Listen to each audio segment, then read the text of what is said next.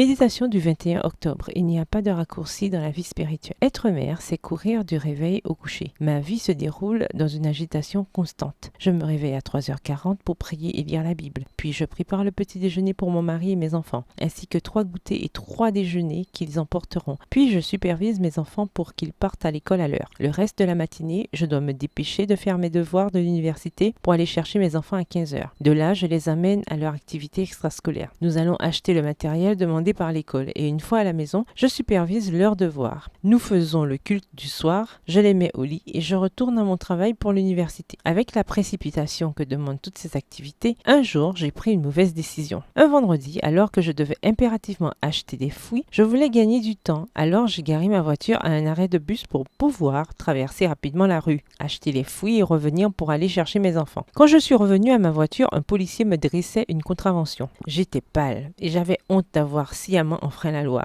juste pour gagner quelques minutes. J'en payais maintenant les conséquences. Dieu merci, elles n'étaient pas aussi graves que je le pensais, car le policier n'avait pas encore appelé la fourrière. Je me suis excusée 1000 fois et je suis partie me sentant mal en tant que citoyenne et en tant que chrétienne. Parfois, dans notre vie spirituelle, nous voulons aussi prendre des raccourcis. Nous voulons voir certains résultats sans passer par tous les processus nécessaires pour les recevoir. Donnons quelques exemples. Nous voulons connaître la Bible en profondeur, mais sans faire l'effort de réserver du temps quotidien pour l'étudier. Nous voulons avoir des enfants bien éduqués, mais sans faire le travail de nous éduquer nous-mêmes pour être un exemple de patience et de bonne manière. Nous voulons des étoiles sur notre couronne, mais nous ne portons pas l'amour de Dieu à notre prochain. Nous voulons une vie spirituelle puissante, mais nous ne faisons pas de la prière une priorité. Vouloir être une bonne chrétienne sans supporter aucun inconvénient ne fonctionne pas, parce que Dieu n'est pas un Dieu de raccourcis. Dieu travaille à petit feu. Verset du jour, Jésus répondit, « En vérité, je vous le dis, il n'est personne qui est quitté à cause de moi et de l'évangile, maison, frères, sœurs, mère, père, enfants, et qui ne reçoivent la vie éternelle. » Marc 10, les versets 29 et 30. Bonne journée, que l'Éternel vous bénisse.